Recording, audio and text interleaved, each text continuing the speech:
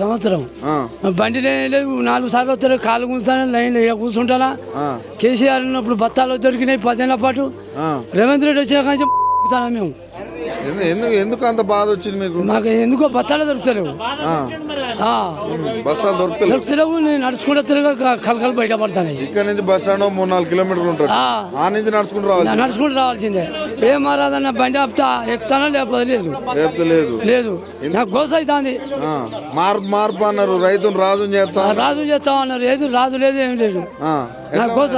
రేవంత్ రెడ్డి పరిపాలన ఎట్లా ఉంది? ముందష్ట పరిపాలన ఇది ముందష్ట పరిపాలన ఎందుకట్లా కేసీఆర్ 10 ఏళ్ళు ఏకదాటికి ఇచ్చిన బత్తాలు నా కోసం సుతన ముడుతుంది ఏడు చేసి రాజీనామా ఇస్తా ఇట్లా వయసులోకి ఇక నా శాత కాదు.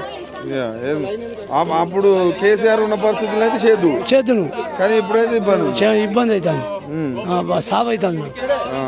ఎట్లా మీకు రైతు భరోసా 7,500 అన్నాడుగా అసలే తెలియదు ఇప్పుడు యాసింగ్ 0 వానకాలం 0 వాడు కేసీఆర్ డిసెంబర్ రాగానే ఇచ్చేది జూన్ రాగానే ఇచ్చేది కానీ ఏమి ఇస్తలేడు. ఇన్ని పరిస్థితులు ఉంటే రైతు ఎట్లా బతకాలి?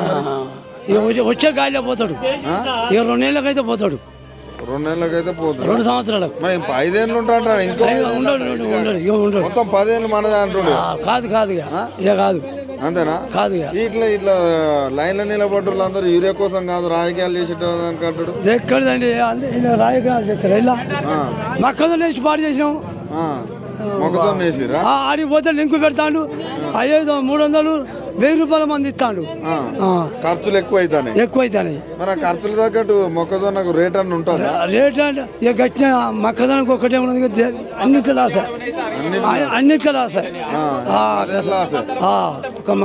అంతేనా? ఇక కూర్చుంటాను కాలు కూర్చుంటావా ఆయన బతిరాయన లైన్లో నిలబడి బదిలైన ఎప్పుడు నిలబడ్డావా 10 ఏళ్ళలో ఇట్లా ఎన్నో నిలబడి